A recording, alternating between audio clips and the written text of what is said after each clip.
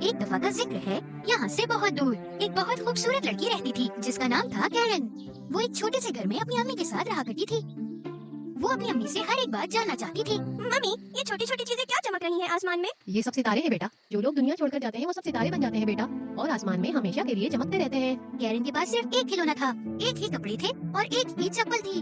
वो चप्पलें उसकी अम्मी ने बनाई थी, जो उसको काफी ज्यादा चुभती थी। एक दिन कैरन की अम्मी बहुत ज्यादा बीमार हो गई, तो कैरन शहर चली गई अपनी अम्मी के लिए दवा लेने। उसे रास्ते में लाल जूते दिखे। जूते इतने खूबसूरत थे कि कैरन उसे घर ले आई। देखिए अम्मी, ये जूते मुझे रोड पर से मिले हैं। कितने खूबसूरत हैं ये। शायद ये किसी और के हैं कैरन, तुम इन्हें वापस रख कर आ जाओ। अगर ये किसी के होते तो वो इसे ऐसे पार्क में नहीं छोड़ते। हो सकता है कि कोई गलती से भूल गया हो। कुछ भी हो, ये मुझे मिला है और अब ये मेरा है। मैं इसे वापस नहीं रख के आऊंगी। मेरी प्यारी बेटी सुनो, मैं इस लायक नहीं हूँ कि तुम्हारे लिए नए जूते खरीद सकूं, इसलिए तुम किसी और के जूते मत पहनो। देखो, जिद नहीं करो, वादा करो तुम ये जूते नहीं पहनोगी। कैरन उदास हो गई और अपनी अम्मी से वादा किया कि वो ये जूते नहीं पहनेगी और उसे बेड के नीचे रख दिए। कुछ महीने गुजर गए। एक दिन कैरन अपने घर आई और उसे उसकी अम्मी नहीं मिल रही थी। उसने हर जगह देख लिया और फिर वो जान गई कि उसकी अम्मी एक सितारा बन चुकी है। अगले दिन जब वो अपनी अम्मी की कब्र पर जा रही थी तो उसने वो लाल जूते पहने। जितने भी लोग थे उन सब की नजरें कैरन के जूतों पर थी। लाल जूते पहने हैं। लेकिन कैरन ने उनकी परवाह नहीं की क्योंकि उसे वो जूते बहुत पसंद थे। एक अच्छे दिन की बूढ़ी औरत वहाँ पर रुकी। उस बूढ़ी औरत को पता चला कि इस बच्चे की अम्मी का इंतकाल हो चुका है। मेरे साथ आओ प्यारी बच्ची, मैं अपनी पूरी कोशिश करूंगी तुम्हें कामयाब बनाने के लिए और खूबसूरत जब तुम बड़ी हो जाओगी। तो कैरन उन बूढ़ी आंटी के साथ रहने लगी। कैरन, ये जूते तुम तब से पहनी हुई हो जब से तुम्हारी माँ मरी है। अब तुम्हें इन्हें उतार देना चाहिए, ये बहुत गंदे हो गए हैं। नहीं, मुझे रेड शूज बहुत पसंद है। कैरन, अब जिद नहीं करो और इन्हें फेंक दो। मैं तुमसे वादा करती हूँ कि मैं तुम्हें नए जूते दिलाऊंगी। कैरन बूढ़ी औरत को नाराज नहीं करना चाहती थी, इसीलिए उसने अपने जूते कचरे में फेंक दिए। कुछ दिन गुजर गए और एक दिन कैरन अपने नए कमरे में अपने खिलौनों के साथ खेल रही थी और उस बूढ़ी औरत ने कैरन को नए जूते लाकर दिए। लेकिन कैरन को ये जूते पसंद नहीं आए। ये तो नीले हैं और ये बहुत बुरे हैं। मुझे ये जूते नहीं चाहिए। कैरन को अपने लाल जूते बहुत याद आ रहे थे। वो बड़ी होकर बहुत ही खूबसूरत लड़की बनी, लेकिन उसका जिद करना अभी भी खत्म नहीं हुआ था। बूढ़ी औरत जब भी उसके लिए तोहफा लाती तो वो ये कहती, मैं ये नहीं पहनना चाहती बेटा, लेकिन ये मैंने तुम्हारे लिए बनाया है। मुझे ये खाना नहीं खाना। मेरे लिए फ्रेंच फ्राइज बनाए। इतने वाला तो खा लो बेटा। बूढ़ी औरत बहुत उदास हुई जब कैरन टेबल से उठकर चली गई। उसने कैरन के लिए फ्रेंच फ्राइज बनाए और उसके कमरे में ले गई और तभी कैरन अपने नीले जूते उतार रही थी। देखें, मेरी सारी की सारी चीजें अब छोटी हो गई हैं। मैं अब बड़ी हो गई हूँ। ठीक है, चलो हम बाहर चल के तुम्हारे लिए नए कपड़े और जूते ले आते हैं। फिर बूढ़ी औरत और कैरन मार्केट के लिए निकल पड़े। ये तो बिल्कुल मेरे रेड शूज की तरह है। मुझे यही चाहिए। चले चल के ये खरीदते हैं। कैरन, तुम्हें ये सब सितारे हैं बेटा। जो लोग दुनिया छोड़कर जाते हैं वो सब सितारे बन जाते हैं बेटा, और आसमान में हमेशा के लिए चमकते रहते हैं। कैरन के पास सिर्फ एक खिलौना था, एक ही कपड़े थे और एक ही चप्पल थी। वो चप्पलें उसकी अम्मी ने बनाई थी, जो उसको काफी ज्यादा चुभती थी। एक दिन कैरन की अम्मी बहुत ज्यादा बीमार हो गई, तो कैरन शहर चली गई अपनी अम्मी के लिए दवा लेने। उसे रास्ते में लाल जूते दिखे। जूते इतने खूबसूरत थे कि कैरन उसे घर ले आई। देखिए अम्मी, ये जूते मुझे रोड पर से मिले हैं। कितने खूबसूरत हैं ये। शायद ये किसी और के हैं कैरन, तुम इन्हें वापस रख कर आ जाओ। अगर ये किसी के होते तो वो इसे ऐसे पार्क में नहीं छोड़ते। हो सकता है कि कोई गलती से भूल गया हो। कुछ भी हो, ये मुझे मिला है और अब ये मेरा है। मैं इसे वापस नहीं रख के आऊंगी। मेरी प्यारी बेटी सुनो, मैं इस लायक नहीं हूँ कि तुम्हारे लिए नए जूते खरीद सकूं, इसलिए तुम किसी और के जूते मत पहनो। देखो, जिद नहीं करो, वादा करो तुम ये जूते नहीं पहनोगी। कैरन उदास हो गई और अपनी अम्मी से वादा किया कि वो ये जूते नहीं पहनेगी और उसे बेड के नीचे रख दिए। कुछ महीने गुजर गए। एक दिन कैरन अपने घर आई और उसे उसकी अम्मी नहीं मिल रही थी। उसने हर जगह देख लिया और फिर वो जान गई कि उसकी अम्मी एक सितारा बन चुकी हैं। अगले दिन जब वो अपनी अम्मी की कब्र पर जा रही थी तो उसने वो लाल जूते पहने। जितने भी लोग थे उन सब की नजरें कैरन के जूतों पर थीं। अरे लड़की को किसी तो ने अपनी अपनी माँ के क्या जनाजे क्या पे ये शूज लाल पहने? जूते पहने हैं। लेकिन कैरन ने उनकी परवाह नहीं की क्योंकि उसे वो जूते बहुत पसंद थे। एक अच्छे दिल की बूढ़ी औरत वहाँ पर रुकी। उस बूढ़ी औरत को पता चला कि इस बच्ची की अम्मी का इंतकाल हो चुका है। मेरे साथ आओ प्यारी बच्ची, मैं अपनी पूरी कोशिश करूंगी तुम्हें कामयाब बनाने के लिए और खूबसूरत जब तुम बड़ी हो जाओगी। तो कैरन उन बूढ़ी आंटी के साथ रहने लगी। कैरन, ये जूते तुम तब से पहनी हुई हो जब से तुम्हारी माँ मरी है। अब तुम्हें इन्हें उतार देना चाहिए, ये बहुत गंदे हो गए हैं।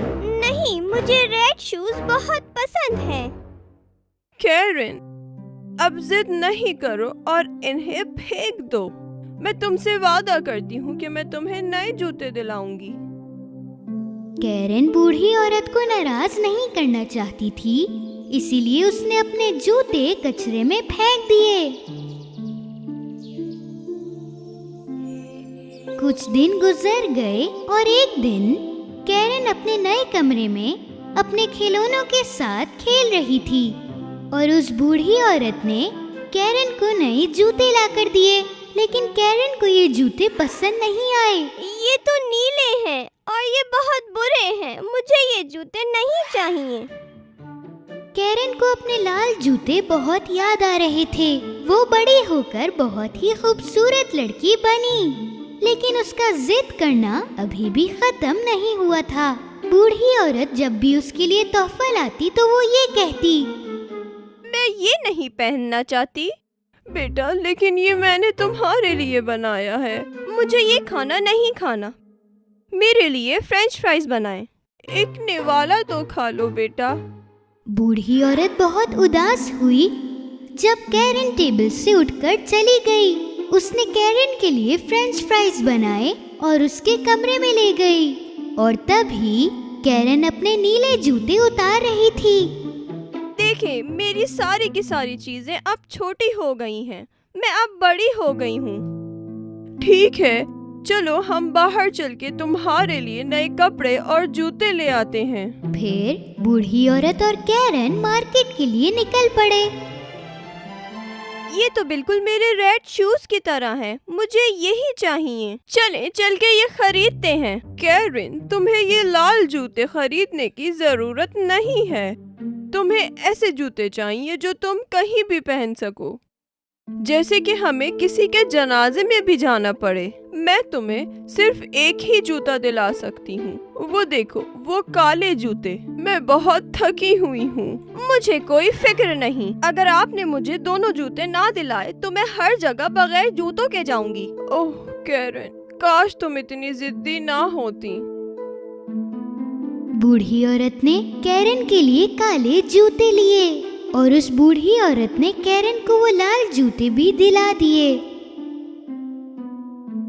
बूढ़ी औरत के पैरों में बहुत ज्यादा दर्द होने लगा और वो जिद्दी कैरन से बहुत परेशान हो गई और कैरन अपने नए जूते पहनकर घर वापस आ गई।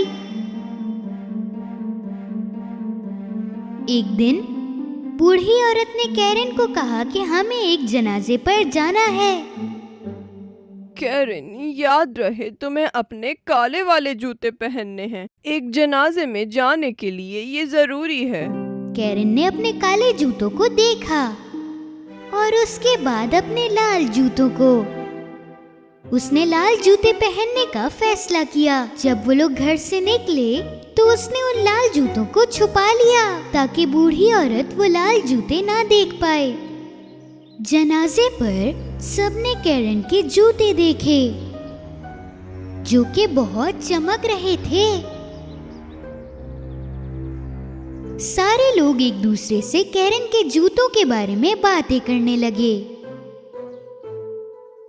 जब बूढ़ी औरत के कानों में वो बातें आई तो वो बहुत गुस्सा हो गई। तुमने वो नहीं किया जो मैंने तुमसे कहा था और तुमने वापस से लाल जूते पहन लिए। तुम बहुत जिद्दी हो कैरन, थोड़ी इज्जत करना सीख लो। एक खूबसूरत शहजादा उस वक्त वहाँ से गुजर रहा था। वो कैरन के पास आके रुका और उसकी तारीफ करने लगा। कितनी प्यारी हैं आप, और ये जूते आप पे कितने प्यारे लग रहे हैं। ओह शहजादे, आप तो मुझे शर्मिंदा कर रहे हैं। तुम बहुत अच्छी डांसर लग रही हो। मैं तुम्हें आज की रात डांस पार्टी में इनवाइट करना चाहता हूँ, तुम जरूर आना। शहजादे की ये बात सुनकर कैरन खुशी से डांस करने लगी, लेकिन कुछ देर बाद कैरन अपने आप को रोक नहीं पा रही थी। ओह, मैं अपने पाँव क्यों नहीं रोक पा रही हूँ? ये आखिर क्या हो रहा है? ओह, कैरन डांस करते करते वहाँ से भाग गई और शहजादा उसके पीछे गया। कैरन, वापस आओ। शहजादे ने उसका पीछा किया, लेकिन थोड़ी देर बाद वो गायब हो गई। कैरन के लाल जूते उससे भी ज्यादा जिद्दी थे। वो जूते उसे पहाड़ों के ऊपर भी ले गए और उससे दिन रात बस नचाते रहे। कैरन के पैर बहुत दर्द करने लगे और वो जोर जोर से चीखती रही। जबकि वो मिट्टी में गए और झाड़ियों में भी गए, लेकिन वो रुके नहीं। ओह, बहुत हुआ, मैं थक गई हूँ। मैं आइंदा से जिद नहीं करूँगी। मैं वादा करती हूँ, प्लीज रुक जाओ। जूतों, प्लीज रुक जाओ, रुक जाओ। जैसे ही कैरन ने कहा कि वो जिद करना छोड़ देगी, वो जूते अपने आप उसके पैरों में से बाहर निकल गए और कैरन भी नीचे गिर गई और वो जूते बिना कैरन के डांस करने लगे। कैरन के पैरों में बहुत ज्यादा दर्द था, इसलिए उसने एक लकड़ी उठाई और उसके सहारे अपने घर गई। कैरन अपना घर देखकर खुशी से रोने लगी। वो बूढ़ी औरत के पास गई और उससे गले लगा लिया। मैं जानती हूँ कि मैं जिद्दी थी, लेकिन मैं आइंदा से अब जिद नहीं करूँगी। जब कैरन ने जिद करना छोड़ दी, तो सब कुछ सही रहने लगा। एक दिन कोई दरवाजे पे आया और वो शहजादा था। अरे तुम कहाँ हो कैरन? मैंने तुम्हें डांस करने के लिए कहा और तुम इतना तेज नाची कि मैं तुम्हें ढूंढता रह गया। कहाँ थी तुम? कैरन शहजादे को देखकर बहुत खुश थी और उस दिन से शुरू